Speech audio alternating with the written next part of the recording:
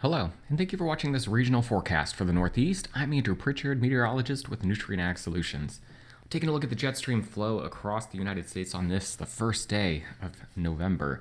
We're watching a powerful trough swing through the Northeast region. No surprise here. We had lots of rain, very windy conditions, and even some severe weather across the Northeast over the last 24 hours. And this storm system will make its way out as we head through the day today.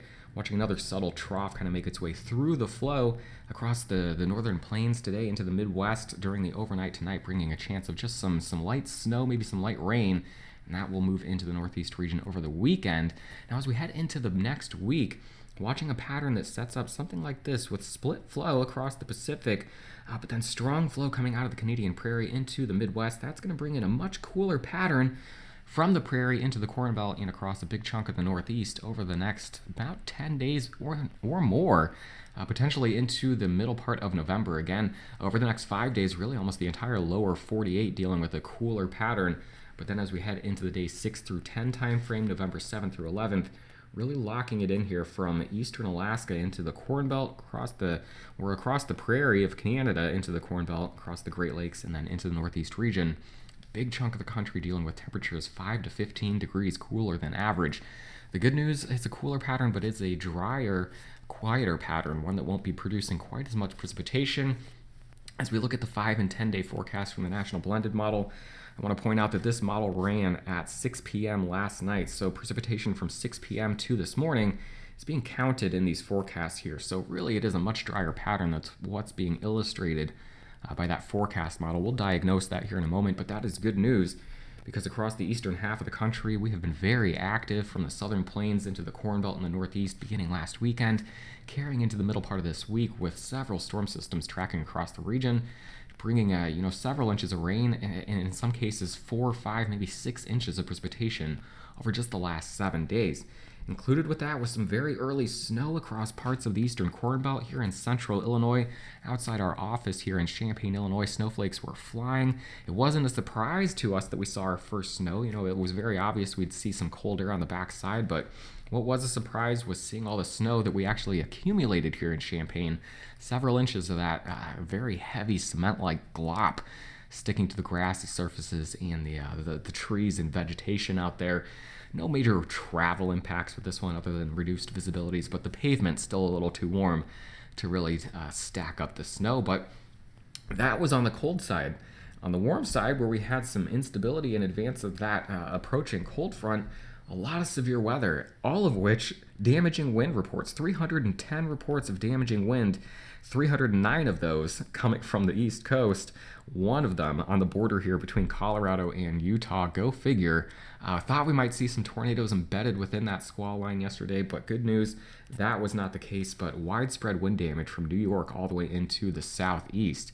As we look at the satellite then on, this would be Friday morning, November 1st, watching the cold front continue off across the Atlantic Ocean with some thunderstorms there, but the big comma shape here as that area of low pressure begins to move off to the north and to the east.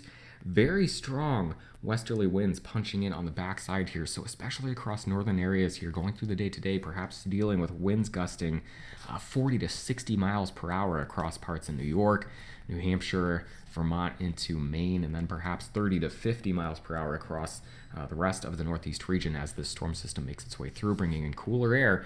Blustery conditions on the backside. We've got another front right now. This is the one making its way through the northern plains into the Great Lakes, bringing with it some light snow, some light rain showers as it makes its way again through the Midwest into the eastern Corn Belt overnight tonight into tomorrow morning, and then on into the northeast region as we head through the later parts of the weekend. Temperatures across the U.S., again, a big area of cold air spilling in on the backside of that storm system. The warm spot in the central U.S. is across the Dakotas, where we're in the mid-30s. Where our office is here in central Illinois, we're in the mid-20s. Warm air advection, though, keeping things on the warm side across a big chunk of the Northeast region to this point. But the front is making its way through as we head through the day, so temperatures will be falling across a big chunk of the Northeast region heading through the day today. That's when we head into this new pattern. I'm going to illustrate first with the 500 millibar vorticity pattern.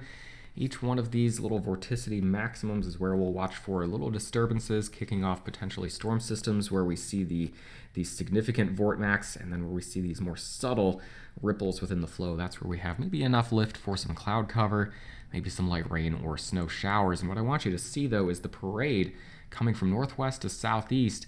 That's what keeps the reinforcing shots of cooler air in the pattern and in the area, and drier air coming in. As we take a look at the precipitable water forecast, looking at moisture content within the air mass, again, you see all of the moisture being drawn northward into the storm system that's exiting the area now. But on the backside, you see this big push of drier air coming in. And as we continue to bring flow in from the northwest, you're just going to see reinforcing shots of drier air, keeping the deeper Gulf of Mexico moisture off to the south, keeping it from coming northward into the Corn Belt or into the Northeast region. So here we'll just take it through the weekend. Again, watching for these little disturbances to come out of the prairie, perhaps with enough lift, enough moisture for some light snow showers or some light rain showers, but not seeing the big deep moisture coming northward from the Gulf of Mexico into the central or eastern U.S. as we head through the next 7 to 10 days. So just taking this through the weekend, watching the first storm system exit the area. Here comes this next little subtle system on the backside, perhaps bringing a light snow or light rain shower to very widely isolated areas of the Northeast region here as we head through late Saturday into early Sunday. And then we'll take it out even further with the GFS model, watching first this well-defined storm system. This is the last of these for the next 1 to 2 weeks, exiting the area as we head through the day today. Again, some of the impacts on the backside, even after the rain ends here, would be the very strong winds, especially across the northern half of the Northeast region here, with wind gusts 40 to 60 miles per hour at times. But then again, you're just going to watch this parade of little disturbances coming in, bringing chances for some light snow, some light rain showers from the prairie into parts of the upper Midwest and the Great Lakes. Not talking about well-defined, organized storm systems as we head through the next 10 days. So it really could be a situation where every 1 to 3 days we've got opportunities for some nuisance precipitation in the forecast, be it the light snow shower or a light rain shower. But as a whole, talking about below average precipitation, a drier pattern. And as we look at the next 5 to 7 days here, the probability of stacking up at least 3 inches of snow, just taking it through Wednesday there. And again, you see low probabilities here across parts of the northern plains, some higher probabilities here across parts of Canada.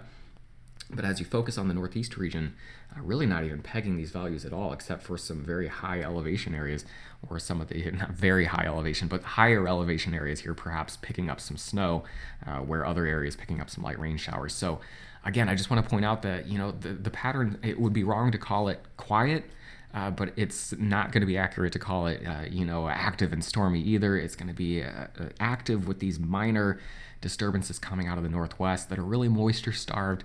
Really, their most productive feature is going to be bringing in some reinforcing shots of some cooler air. We'll loop out the GFS forecast, and again, you see the first storm system sneak out. That drops the more significant swath of precipitation across the region. After that, it's pretty quiet. Little systems tracking in from the northwest, bringing light precipitation to parts of the northern plains into the upper Midwest, trying to track into the Northeast region, but again, just bringing light precipitation. As we look at the next week, we're going all the way into next Friday, November 8th, starting to see some hints of maybe some precipitation trying to come back in from the Gulf of Mexico into maybe the Ohio Valley, but that's a week out, and that is the first sign that we see of that. So really a quiet next week in terms of significant precipitation.